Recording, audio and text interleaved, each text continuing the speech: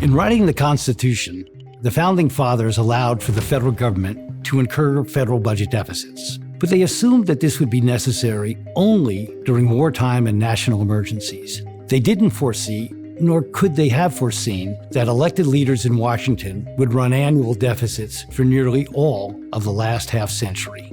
Recently, Congress has been spending money like there's no tomorrow. But why should we care about this excess?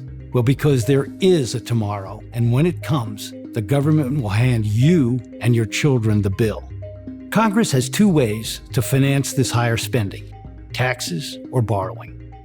If it chooses higher taxes, the average household will see their tax bill rise by 50%. If instead it chooses borrowing, about half of your future income taxes will go not to national defense, nor to programs to help the poor escape poverty, but to interest payments on the government debt. And more than 1/3 of these payments will be shipped abroad to foreign debt holders. If we're going to avoid these outcomes, we must reduce the growth in federal spending. But where to start? Well, to paraphrase the infamous bank robber Willie Sutton, go where the money is. In the near term, the massive $4 trillion of coronavirus spending must be allowed to expire. It cannot become a permanent fixture in the budget. Over the longer run, after the pandemic has subsided, Social Security and Medicare will account for about 40% of all program spending, and soon thereafter, over half.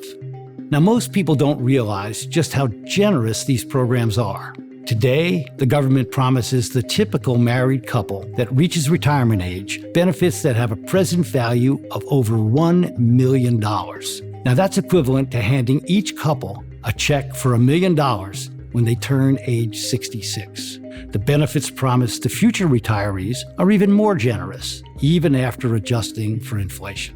To slow the growth in these programs, Congress doesn't need to touch the benefits of current retirees. It needs only to limit the growth in future benefits to the rate of inflation. This means benefits for future retirees have the same purchasing power as today's benefits. Now, you often hear that these programs can't be reformed. There's just too much political opposition. Well, presidents from Ronald Reagan to Bill Clinton led successful efforts to control Medicare spending. And Jimmy Carter and Ronald Reagan did the same for Social Security. The Carter example is one to keep in mind. When he took office in 1977, the Social Security Trust Fund was approaching bankruptcy, and he made saving the program a high priority. That year, Congress followed up with big-time changes. These changes didn't touch benefits for persons who were receiving Social Security in 1977, but they did reduce the benefits promised to persons who were age 60 and younger at the time by 10% or more.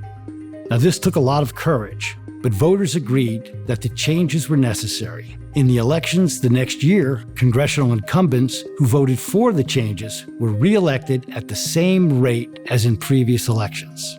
Although the 1977 changes were not enough, and additional actions were soon needed, the benefit reductions stand as a testament that Washington can overcome strong political opposition and put our nation's senior citizen programs on a sustainable path.